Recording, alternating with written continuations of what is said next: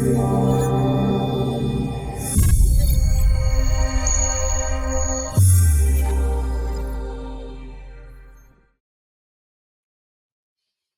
and welcome to this episode of Nucleus Wealth in Power. I've long had concerns about society's preoccupation with GDP as a measure of well-being, and I was somewhat heartened when the government announced they were introducing a supplementary statistic to factor in some of the measurements of well-being that GDP doesn't. The details of this were announced last week, and unfortunately they left a lot to be desired. To talk about this and so much more, I caught up with Macro Business co-founder and Nucleus Wealth chief economist Leith Van Onselen last week. I'm Shelley George, Chief Operating Officer at Nucleus Wealth, and I'm coming to you today from the lands of the Gadigal people of the Eora Nation.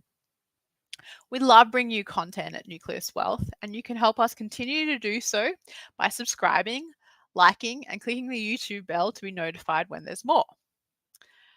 A really important thing to note, and please keep in mind, is that any advice in this show is general in nature and it doesn't necessarily relate to your personal circumstances. But if you would like to discuss anything, you can get in touch with us on 1300 623 863 or contact@nucleuswealth.com. So here's our conversation. I hope you'll enjoy it as much as I did. Leith, last time we chatted about migration in Australia and GDP came up, and we didn't go there because we thought there's a whole nother episode in it. And now that Australia has a national wellbeing framework, I thought we have to get into this topic. So maybe before we go to the framework, can we start with just like a background of GDP? How did we get to this point where gross domestic product is has such a focus for our country and our politicians and therefore our lives? Well, maybe do you want to, sorry, I feel like maybe explain what it is first for those that don't know, gross domestic product, and then that question of how do we get to this point where it's such a focus? All right, so gross domestic product is basically just a measure of activity. So basically, it's the activity that's undertaken in the formal economy. So the reason why I say formal economy is that it's only stuff that can be measured, and there's usually a financial transaction involved. So obviously, a classic example is if you mow your own lawn, there'll be no GDP attached to that other than the petrol you consume in your lawnmower.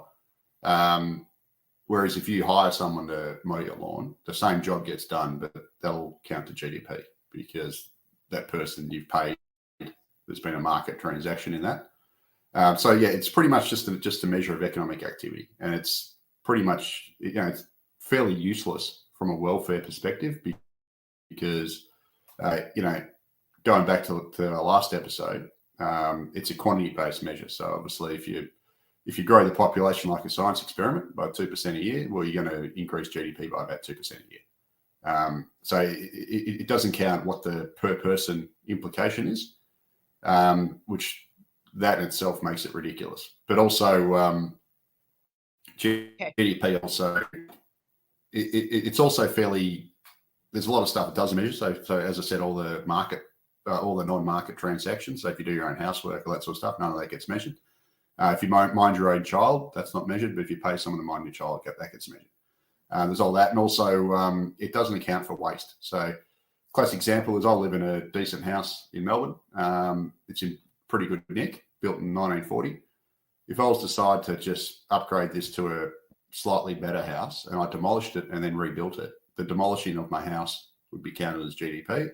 The rebuilding of the house would be counted as GDP. So both economic activity. But at the end, you're basically just left with a house. So you've substituted a house for a house and really not really any better off. So if there's natural disasters that if we have an earthquake, like the Auckland earthquake in New Zealand, so the Christchurch earthquake wiped out, hundreds of properties and caused heaps of damage. That stimulated GDP because they had to go and rebuild the whole place, even though at the end of that, nobody was better off because they've just basically replaced stuff that was wrecked. Or bushfires are another example. Bushfires are actually great for GDP. Floods are great for GDP because they stimulate, rebuilding efforts, and that stimulates economic activity. So it's, it's just a measure. And we got to this there.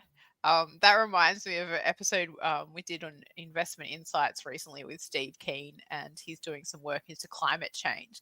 And he told us about how his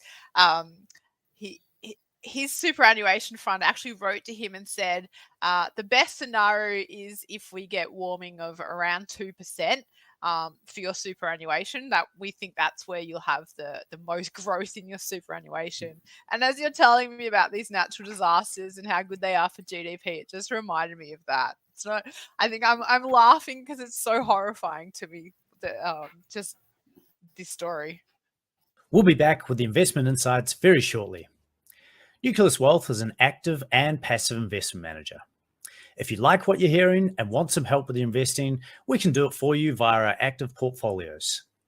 Our tactical and core portfolios use the insights shared in this podcast to construct and manage your investment. We blend tactical portfolios to offer our combinations of international shares, Australian shares, government bonds, and cash. We vary the asset allocation with the goal of protecting your capital in times of market uncertainty. We also have active international and Australian share portfolios. These are chosen using our quality and value investment philosophy. You can find out more at nucleuswealth.com. Now back to the show. Yeah, well, I mean, as to how we got here, my understanding is that it began around about the Second World War.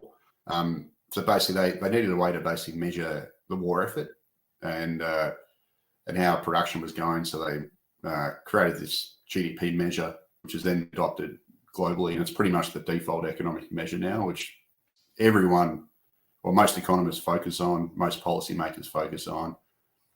You see it every quarter the ABS releases the national accounts. It's like, oh, Australia's GDP grew this, and then in the run up to the pandemic, Australia was this so-called rock star economy because we hadn't had a technical recession, which is 2 consecutive quarters of negative GDP growth. That's the definition of a technical recession since the early 90s. And, it was supposedly this rock star economy, but it obviously ignored the fact that we also had the strongest population growth. And if you strip the population growth out, we actually had a bunch of per capita recessions. That's basically where the population grows faster than the economy, and everyone's share of the economic pie, as measured by GDP, shrinks. It's all a bit of a farce, which I guess brings us to this wellbeing index, which I think is even bigger farce. But anyway, we can get into that if you like. Let's jump into the wellbeing index. Why did they introduce one? Sorry, let's not call it an index. We'll get into that in a minute. Sorry, a wellbeing framework. Wellbeing framework. Why did they introduce it? Well, I mean, let's be honest here. We already had one. About a decade ago, it stopped being produced. So the ABS used to measure. I think it was called Australia's Progress Report every year. It was basically the same thing. So it was a stock take of how Australia was travelling, and they used to run that. They did that for years on end, and then it got cancelled. I think it was around about a decade ago because they didn't think it was that effective, and it wasn't that good at measuring. So it's we've got a case of Back to the Future where they're trying to measure it, and Australia's not alone. There's been a whole bunch of other countries that have done it. So Canada's done it, New Zealand's done it, UK's done it, Italy, Germany, I believe. And the hilarious thing about it is, if you look at the Anglo countries, so you've got Australia now doing it, New Zealand, Canada, and UK, you'd argue that their well-being's actually declining at a rate of knots, not just because of obviously the global inflation shock and all that, but also because all the Anglo countries are now running record immigration programs, which are creating all sorts of housing problems. They've effectively got negative per capita GDP growth, so basically per capita recessions everywhere, and living standards are getting trashed. Yet they're all running these wellbeing frameworks saying that everything's good. Now, turn to Australia's one. So Jim Chalmers, the Treasurer, released it last week, and it's got about 50 indicators, supposed indicators of Australia's wellbeing, and a lot of it's fluff, in my view, not very well measured. And the hilarious thing about it is the data's so old that so Chalmers' latest framework shows that basically 20 indicators have improved, 12 have deteriorated, and the others are all basically mixed or haven't changed. So effectively what it's saying is that wellbeing's improved in Australia. Yet, because the data's so lagged, it's basically given a tick to the previous government because all the data they've measured is from the previous government. And some of the results here are just absolutely laughable. So apart from the fact that half the indicators are probably junk, let's be honest, or not measured properly. Do you want to talk about there's a what whole some bunch of of them are, Leith, and what some Oh, of your I concerns mean, are? you go through. I mean, there's some stuff that sounds right. Like, life expectancy, that's great. Feeling of safety, emissions reduction, protected areas, resource use and waste. I mean, I could go through the whole list, but there's 50 of them. Which but ones? there's a whole Which bunch. ones do you feel the most concerned by? I guess which ones do you feel are the fluffiest or the junkiest? God, where do you start? Okay, so we'll go through. It's the whole thing about it is it's just a whole bunch of. Let me reframe that question. How the hell you measure it? It's just that's the problem. So that's your problem with a lot of these measures. Like stuff like, yeah, you can't really like in a sense of belonging. But there's a whole bunch from here which my big problem with it is it's not a lot of it's not measurable. What's the weighting of things? Like I'd argue that the things that matter probably being diluted a lot by the stuff that doesn't matter nearly as much, and because of that. You can easily dilute the stuff that's important. And of the stuff that is actually the most important, like I'd say, housing availability and, ability to either buy or rent a house would be pretty high up there. And even on those measures, it says that things have improved, which we all know they haven't. We've got a rental crisis. Obviously, if you've got a mortgage, you're getting absolutely smashed by interest rate hikes. The classic one here is they say mixed is wages. Well, wage growth has just fallen to the lowest level in real terms since March 2009. So we've basically wiped out 14 years of wage growth. And yet this wellbeing framework is saying that it's a mixed result. I mean, come on, that's ridiculous. And it says that improved. It says that household income and wealth has improved. Well, how can household income improve when wages have just collapsed to March 2009 levels? And wealth is, okay, we've had some house price appreciation, but that's also a double-edged sword because it's basically screwing over young people who don't have a house. So even that's, semi-laughable.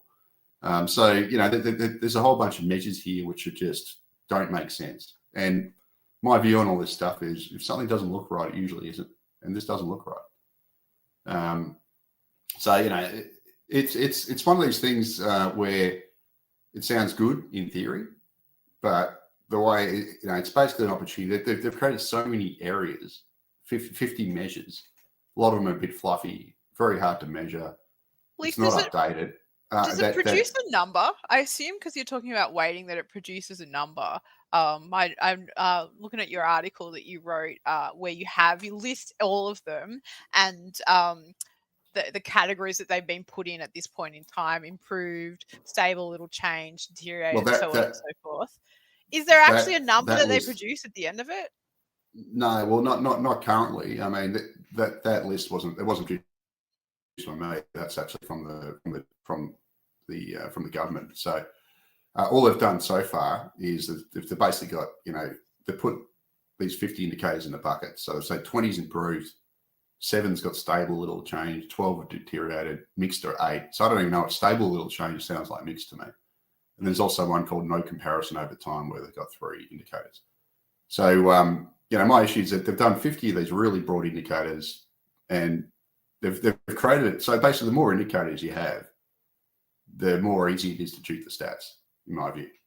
And if the government wanted to really be serious about this stuff, it should basically just measure 2 things and make that the preeminent measures and then supplement it with some of this other stuff. But also, there are no stats here. Can you really call this list in buckets stats? This is nothing. No, it's not. It's just as he says, it's a framework. So it's like what is it, PMI? Like it's just weird. And but based on the data he's provided, things have gotten better because 20 things have improved, only 12 have deteriorated, and the rest are unchanged. So that means that on balance, things have improved. And assuming an equal weighting, though, like you can't even make that statement. That's just there's nothing. There's nothing valuable here. I feel outraged as a taxpayer that they've paid some consultant to put this thing together because it's fashionable, because other countries are doing it. Like, what absolute waste. Yeah, I mean that's look. Let's face it. Everything with not just this government, but the past few governments have been all about, style over form over substance, or, virtue signaling, like pretending to do things but not actually doing it. For a long time. And that's basically what this thing's given us. And look, if they really wanted to be serious and bring so-called well-being. Leith, before you go into that, I actually just want to clarify my position on this, which is the reason I wanted to have for us to do a show on gross domestic product was that I just felt like, along with the concerns that you have mentioned about it in terms of, it doesn't measure a lot of stuff like your own work or caring and that sort of thing that is not getting paid for. It has issues around waste. Also, I think it is concerning from the fact that it doesn't necessarily, if you're just measuring production of goods and services, it's not thinking about the quality of life that people are experiencing. And so that's what my concern is. Environmental. Exactly. And that the problem is that, it's about incentives and what's focused on, what gets measured gets managed. And so we are just blindly going along this path that is saying that dollars are what matters to quality of life. And I don't think they're aligned, but we're getting perverse outcomes, I guess is what I'm saying, which is why I want to have this discussion. And I think that, like exactly what you're saying, this is just virtue signaling. We're not getting any further. There's not getting any better away or moving away from focusing on what doesn't necessarily matter or what only makes up part of the equation. I'd actually argue it's worse. It's deliberately muddying the waters to try and cover the government's own failings. Yeah. So not just this government, but prior federal governments as well. But if you look at the surface of what's important to most Australian households, you'd say, I guess shelter's probably pretty high up there. You'd think, cost of being able to get a decent home would be pretty high up there, and also obviously your real incomes are pretty important. And both of them are getting absolutely destroyed at the moment, and yet there's no real accounting for that in this index. And in fact, on those two measures, it says things have gotten better, which just doesn't pass the pub test. And, I'd argue that if the government wanted to, it's obviously not perfect, but, make two simple changes that and bring it to the front of the economic debate would be just, instead of every quarter when the ABS reports the national accounts, we go, Australia's GDP rose X, make that per capita GDP, make that the number one thing that you report. And a supplementary measure to that at the front centre should be real household disposable income per capita. Now, both those measures, the last decade was the poorest in Australia's history. Well, as far as records go back to like 1960, it was the worst on record for both per capita GDP last decade, as well as real growth in per capita household disposable income. So we had our worst decade in both. So you can't tell me that things have gotten better. And at the same time as, those measures are obviously more financial and, material. So they don't count a whole bunch of other stuff. But once you factor in all the other things that have gotten worse, so just basically the lack of infrastructure across our cities and the quality of housing has declined. There's no way, nobody can deny that. 30 years ago. How would you define quality of housing, Leith? Well, I mean, basically location, size, and cost would be be the main three. And basically, like, I look at myself. I'm 45. Yeah, I've got a house, but a lot of people in my generation don't. And if you're younger, it's even worse. And I look at my parents' generation, and it was pretty much unheard of that anybody wouldn't have a house, and they paid bugger all for it in comparison. So I paid a hell of a lot more than my parents paid for their house in a similar area as a proportion of my income. And I'm being 45, I'm relatively lucky compared to someone who's 25 now, who basically is staring at probably never been able to afford a house and struggling to even get a rental. And if they do get one, and they're going to be living in an apartment and probably raising a family in an apartment rather than a house like me. So the housing situation has gotten worse in Australia. There's no doubt about it. Okay. And, there's a lot of policies behind that. I'd argue growing in, where I live in Melbourne, growing Melbourne's population by nearly 2 million people this century hasn't helped. And in Sydney, 1.5 million this century hasn't helped. I mean, and if you go by the forecast from, say, the Urban Task Force, which is like a housing body, they say that Sydney by 2056 is currently Sydney. Well, in the 2016 census, 56% of Sydney's dwellings were detached houses. By 2056, according to the Urban Task Force, only 25% of houses are going to be detached dwellings across Sydney, and half are going to be apartments. So basically, we're going to have a situation where, in one generation's time, pretty much 3/4 of the population in Sydney is going to be living in, well, half are going to be living in an apartment, quarter are going to be living in a townhouse, and only a quarter are going to be living in houses. And you can bet your bottom dollar most people living in houses are going to be the richer half and older. And that's basically, this has been happening over decades. And if you go back 25 years from here, it'll be probably 70% of houses in Sydney were detached houses. Now, Leith, people have different views on whether that's good or bad, whatever, but quality of life has fallen. So when I was preparing for this episode, one of the things I was thinking about was this migration that they're running, and how, I don't know, just crazy it seems. But it occurred to me the demographics bubble. And we have it hasn't been talked about a lot lately. Maybe it's just it's sort of a given, but the baby boomers rolling off into retirement, out of the workforce, no longer paying taxes, and maybe potentially, probably for baby boomers who haven't had super as long as some other people, having to claim a pension, and how our working population is going to support that. So do you think that some of these high immigration policies are, or that's part of the reason what's driving it? Oh, yeah, absolutely. It's part of it, but it doesn't work because basically migrants grow old, right? No, what doesn't work? It works in a very short term. It doesn't work because you're only looking at the tax side of the equation, you're not looking at the cost side of the equation, which is obviously, you got to build a lot of infrastructure for the new roles. You got to provide, schools, hospitals, healthcare, all the other stuff, which, absolutely, it's a Ponzi scheme. The whole thing, it doesn't work. So, if you look at it logically, we've got these aging populations, the boomers are retiring. Well, why did that happen?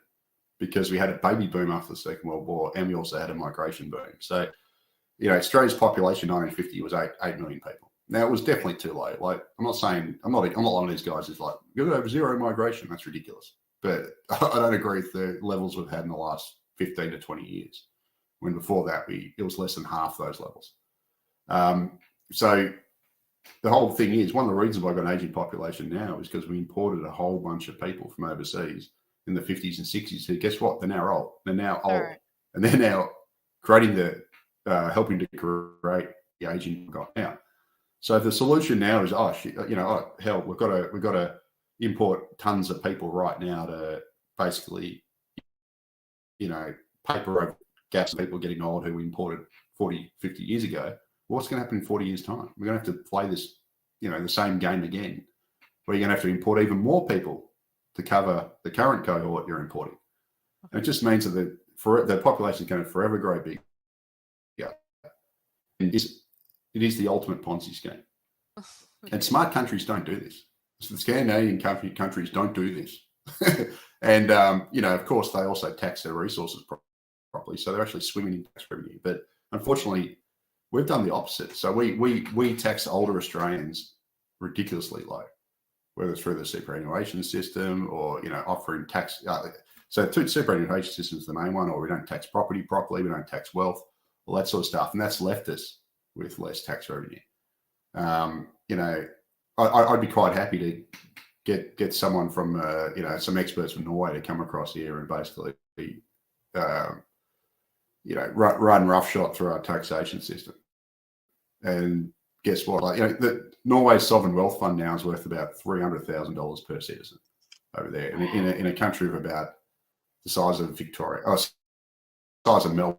It's so basically, we could easily have enough tax revenue if we taxed our resources properly, but we don't do it, and we've got no real super profits tax. We've stupidly given ourselves some of the most expensive energy prices in the world, even though we're an energy superpower. And as a result, then we give away, ridiculously generous taxation arrangements for basically older and wealthier people. And you wonder why we're short of tax revenue. And the solution just seems to be to import a whole bunch of workers, collect income taxes from them, but without actually spending any money to provide the services, infrastructure, and housing to accommodate that population. So everyone's quality of life gets degraded. So it is a ginormous Ponzi scheme. It's not working. And we know it's not working because we've all lived it, because we started this madness in the early 2000s. And we've seen the populations, if you live in Sydney and Melbourne, explode. We've seen traffic congestion get worse. We've seen our public transport get crush loaded. We've seen our housing situations worsen, where people are now being shoehorned into flammable, defective high-rise apartments that are low quality, and they're paying way more than they should be for them. And this is all quality of life destroying stuff. And then I look at the government trying to, say, oh, we're going to magically, meet this net zero thing. I'm like, well, how are you going to do it if you're going to keep importing a Canberra worth of people every year? Like, how are you going to meet those net zero arrangements when you're continually growing like a science experiment and you're effectively increasing the number of energy users and consumers and people who emit by a Canberra every year? Just the whole thing makes sense. And, I think if the government basically made per capita GDP and per capita household disposable income as the two central measures, and you can supplement it with a whole bunch of other stuff, but those should be the two things they focus on, it would stop them from doing this. But that's the precise reason why they won't do it, because it would expose the economy for what it is.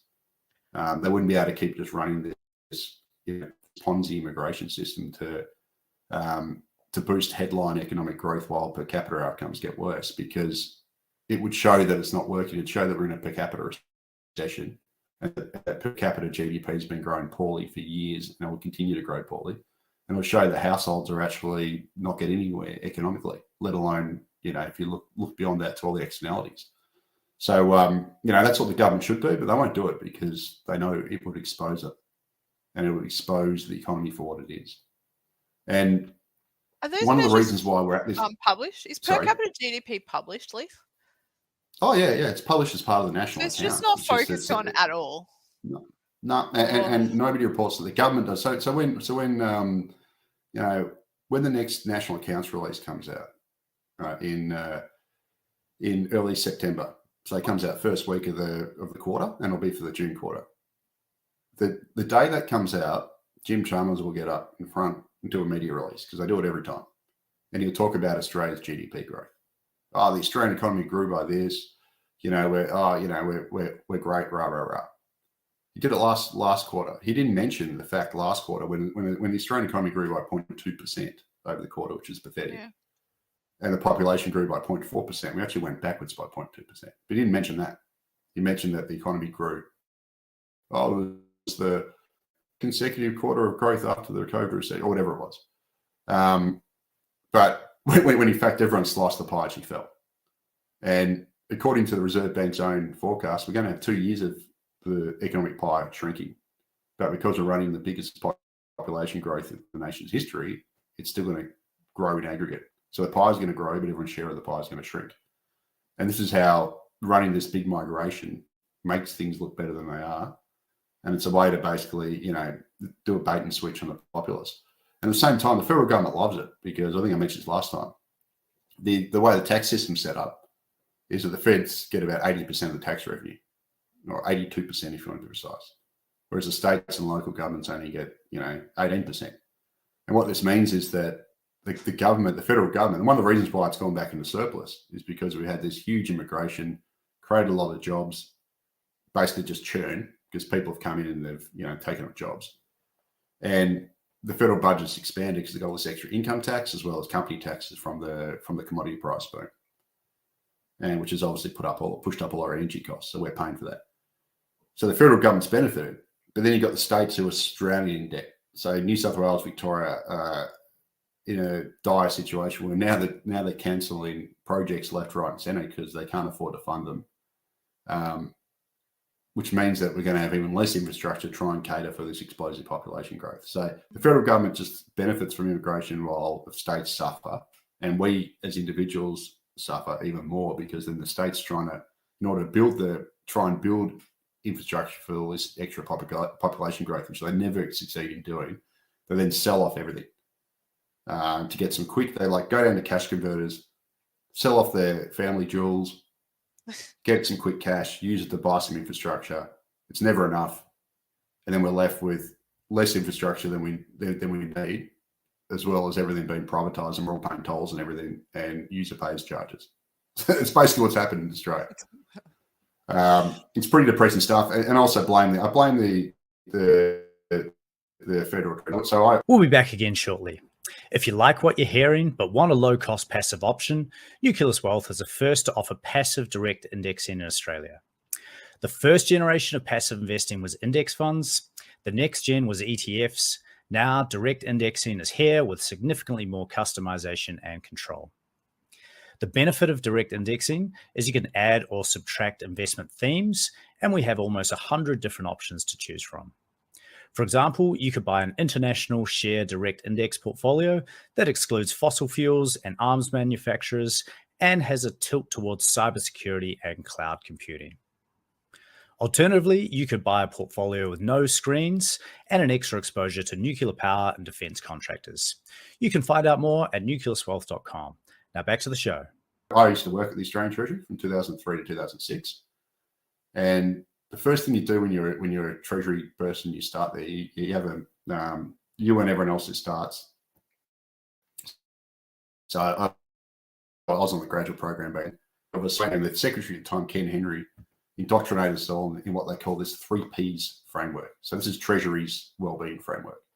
And what Treasury argues is that wellbeing is increased through population, participation, and productivity. That's the 3 Ps. And what that means is the more people you've got and the more they participate in the workforce and the higher their productivity, the better the nation's wellbeing, which kind of sounds okay on the surface. The problem is the Australian Treasury only focuses on the first P, and that's population, immigration, population growth. So Treasury is one of the biggest supporters of the Big Australia immigration program. Because growing the population is the easiest way to grow. You just bring in more people, you grow. The pie gets bigger. It's so this sounds like even Treasury is focusing on GDP, Leith. In terms of yeah, they love it. That summarizes it. The 3 Ps. Yeah. Well, no. The 2 of the Ps are good. Well, actually, one of them is good, one of them is reasonable, and one of them is bad. So it's fine. I have no problem with productivity and increasing it. And no. Productivity is fantastic, and anticipation is good. But it doesn't.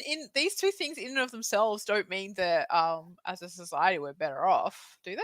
No, of course not. But look. High productivity is good. It's good no matter what. Like doing things better, it doesn't have to be through. No matter what. Like high productivity is the driver of growing living standards. So, just doing things more efficiently is always good. It doesn't matter if if you can build a car that, obviously electric cars are better, but if you look in the old internal combustion engines, if you can build a car that can travel twice as far on a litre of petrol, that's good. That's a productivity improvement. Right, yeah, sure. But what about... Yeah, it's good. I mean, sometimes this has been an issue recently with climate change, hasn't it? In that... fossil fuels were more proficient than other things. I mean, part of that was because there wasn't necessarily. Yeah, I mean, you get my point. Like, okay. Yeah, but that would also be a productivity improvement too if you can switch to something that's more efficient and whatever. But in general, productivity is the 1 P out of those 3 Ps that really does matter. Participation's yes, it's good, but. So all the participation thing means is more people participating in the labour market, or more of it. So, but if I go from working 20 hours a week to 40, yeah, that increases participation. That means you can have more growth, but that also means you get 20 hours less free time, right? Which is important, like that for my well-being. You may have wanted to increase your exactly. No, you may not have as well. They may not. Yeah. So participation is kind of it's on balance probably positive, but it's a marginal. Productivity is unambiguously good. Okay. But the first P, unfortunately, is the one they focus on, and that's population growth. So they focus, it should really be a 2P framework, but Treasury focuses on 3Ps. And unfortunately, because it's the easiest one to do, like just bringing in tons of people, super easy. Like from a policy perspective, it's basic. Like you can grow the economy easily by doing that, but it doesn't improve well-being. And unfortunately, Treasury's well-being 3Ps framework is wrong because it focuses on, the 3Ps should be 2, but the 1P that shouldn't even be in it, which is population growth, is the one that they focus on. Yeah, right. And as a result, it's one of the reasons why I get these perverse outcomes. And then you add that to the fact that the economists and the media and everyone focus on GDP, total GDP, the size of the pie rather than the quality or the distribution or the share of the pie, is why we get these ridiculous policies that we get. And that's the whole reason why we get this. And unfortunately, circling back to this wellbeing framework, this wellbeing framework's got a whole, it's pretty useless, but it's been devised, I think, to muddy the waters and to basically distract from the fact that we're actually going backwards in a whole bunch of areas that actually matter the most. Now, whether it's incomes, housing, etc. So, yeah, the whole thing's, to me, is a bit of a farce. And as I said before, it's hilarious that that all the Anglo countries are doing this, yet they're all running the same stupid policies that are actually wrecking each country's living standards. So, and they're all being brushed over by the wellbeing indicator, their wellbeing frameworks that are all doing the same kind of thing. It's a bait and switch. Okay. Oh, that's so depressing, Leith. All right. It's worse than I even realized.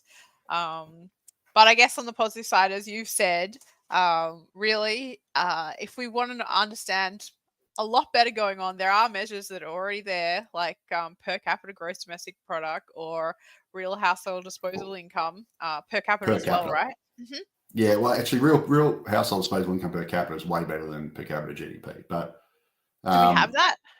It is produced. It's not front and center in the national accounts. It's kind of like I calculate it. So they do real household disposable income, and then I actually deflate it by per capita. Per capita, which you can do. It's not hard, and they could easily do it. But it's not. It's like buried in the national accounts. It's not front and center in the national accounts. So when you read the summary page, when the ABS releases it, and it's got 20 measures on there, it's not in that. Whereas per capita GDP is in the front page. It's just at the bottom of the front page. So it's got all this other stuff, and at the bottom will have per capita GDP. Now, my thing is that should be the headline. So when the ABS does their media release, it should be not Australia's economy grows by blah, blah, blah. It should be, Australia's, per capita GDP grows by whatever. That should be the headline. Yeah. And then there should be another, section under that on real household disposable income per capita, because those are the two. They're simple measures. So the whole thing is when you do this stuff, you want it to be fairly simple. Okay. And otherwise, it's going to get buried and it's going to get lost, and people get confused and whatever. Or it can be criticized as well, I guess. If it's complicated, it's not easy. Yeah, that's it. So yeah. So I mean, the more complex it is, the easier it is to pull the wool over people. Those two measures, not perfect on their own, obviously doesn't count for environmental impacts and all this other stuff, but they're good and way, way, way better than what we do at the moment, which is basically, overall GDP and then not much else. All right, so it's an easy step in the right direction. It's never going to happen. Oh, it's a massive step. If they did that, it'd probably solve 80% of it. But yeah, so I was saying that those measures are simple, but problem is they'll never get implemented by the government, or the Treasury won't make it their central focus. The government won't make it their central focus, because if they did that, they'd show that the policies they run and the growth model they're running, which is basically import tons of people and then build houses and sell coffees to them or sell services to them, would be shown to be a fraud. And that doesn't actually improve living standards. So, which is why they won't do it. So instead, we're going to stick with GDP as a measure, supplemented by these wellbeing indicators, etc. This wellbeing framework that doesn't really tell you anything. And if anything, it paints the picture in a positive light when it isn't. And the hilarious thing about the wellbeing framework is that if they actually did true quality of life measures, so like it'd show that pretty much all of them are made worse by the massive immigration program that they're running. So, for example, if traffic congestion was in here, that gets worse. Access to schools, worse. Access to hospitals, worse. Access to housing, worse. Access to open space like parks, etc., worse. Green cover over our cities, so tree cover and greenery over cities, worse. Because every time you subdivide a detached home with a backyard and turn it into apartments, you lose a lot of green space. And what's been shown over the last 20 years in Australia is we've actually lost a huge amount of tree canopy in our cities because we basically tried to densify them. And that's creating urban heat island effects. You see it right across, places like Western Sydney, etc., where people are getting all for summer because they've basically, cut down all the green space, reduced the amount of grass area, treed areas, etc., to make way for development. And that's made things hotter in summers, created all these heat islands. So all that stuff gets made worse as well, especially now the governments want to basically do more infill. You're basically going to see a lot of backyards get chopped up, a lot of trees get chopped down and all turn into concrete. So pretty much all the real quality of life are made worse by the government's extreme immigration policy, where they just basically want to stuff 100,000 people extra a year into Melbourne and about 80,000 a year extra into Sydney, and then the other capitals as well to a lesser extent. Yet the way this wellbeing framework has been set up is none of that stuff will be captured. And they'll still use these other, marginal measures, and then they'll miscalculate the ones that actually matter, like they've done here, showing that wages is mixed when they've fallen to March 2009 levels. That is incredible. And that housing serviceability is mixed. It's incredibly, it's a fraud, basically. Yeah. And they're trying to say stable little change. Yeah, it's a bait and switch. It's just pretend things are all good. Set up a scorecard, which is going to paint a favourable picture, and then release it. And that's kind of what they've done. All right. When everyone knows, everyone knows that it hasn't gotten better; it's gotten worse. Like anyone who's realistic about it knows it's gotten worse. And again, if it doesn't look right, it usually isn't right. And this doesn't look right. Yeah. All right. On that happy note, should we bring things to a close, Leith? Sure. Yeah. It's sorry, I'm a bit of a bearer of bad news, but just got to be honest. Exactly. Yeah. Things can't get fixed or move in a better direction unless we acknowledge them. So that's what we're hoping to do today. Leith, where can the listeners find more from you? Yeah, so if you want to read like daily updates and all this kind of stuff, go to macrobusiness.com.au. Right there every day with Dave Llewellyn-Smith, and I write about all sorts of stuff. But yeah, there's a lot of this kind of policy type of discussion on there. Multiple times a week. So go and check it out. Fantastic. It's a great source of inspiration and pulling the wool off your eyes. So I really enjoy it and I highly recommend it to the listeners. Leith, thank you so much for joining me today for this really, really, I feel, important discussion. I really appreciate your insights and I know the listeners will too. So thank you so much. No worries, Shelley, anytime. All right. So before I say goodbye for today, if you have any feedback for me about this episode or any ideas for future podcast topics, please let me know in the YouTube comment section or send me an email at contact@nucleuswealth.com. And finally, if you know someone who'd get something out of today's episode, let them know about it, share it with a friend, a colleague, or family member, and help our show grow. So thanks again from myself and the team, and we look forward to catching you at the next one.